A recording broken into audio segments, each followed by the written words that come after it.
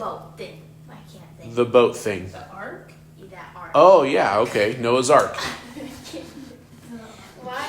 Like, wouldn't that, like, couldn't you find that? Because wouldn't it, like, turn into, like, hard?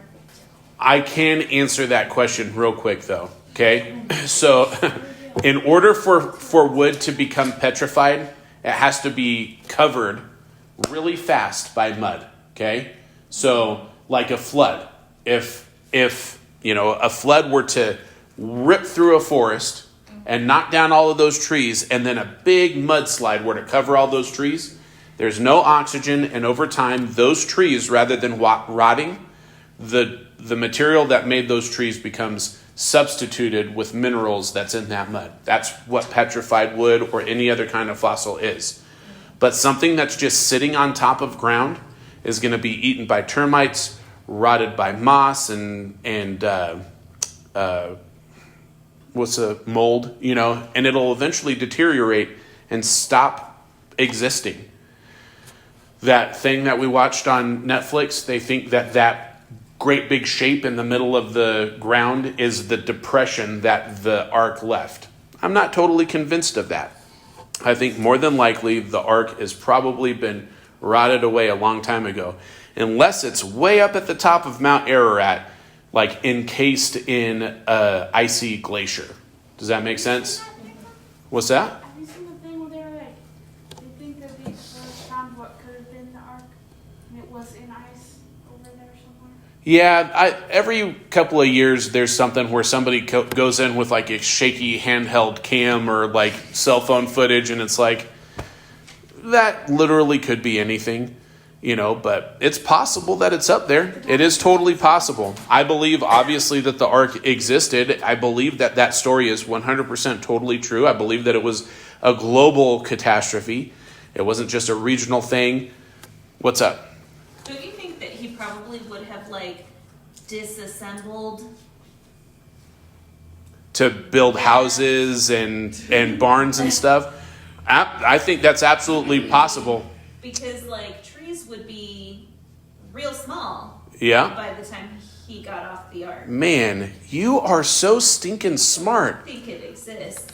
I married you because of your brain, and also because you're super beautiful, but your brain was a major factor. That reminds me, actually, that the Mayflower, same thing happened with the Mayflower. They disassembled that thing, and it's turned into barns and stuff. And I think somewhere on the East Coast, there's actually a church that has Mayflower wood incorporated into it. So we should. Hallie. You know how it's like in the Bible, it's like measured in like cubits or whatever? Oh, yes. How do they know like what a cubit was back then and like what it is now? Well, because those cultures left behind evidence, and there were two different types of cubits. There was a standard cubit, and then there was like a Egyptian cubit or a Pharaoh's cubit, and they were actually two different measurements. But they had tools just like we do. They had rulers the same as modern construction people. The thing that we got to be careful to do is assume that our culture is so much smarter just because we were born in an era where we have all this electronic stuff, the simple stuff that we still use, hammers, rulers, screwdrivers, all that kind of stuff, those people invented thousands and thousands of years before us. And the only reason why we're so smart is because of what they did. There are people who were born 5,000 years ago that are smarter than any person you've ever met. Like, anymore, like, if you just look at, like, the art, like, sculptors today cannot do what they used to do. Yeah. Architecture and, like, building. Like the pyramids. This thing will be gone, like, in no time. Yeah. This thing will fall down and have to be replaced really, really quickly, but buildings that they used to build are still around thousands of years later. Yeah. So, like, just because we have technology doesn't necessarily mean that we're smarter or better in any way. Yeah. It actually makes us a lot dumber.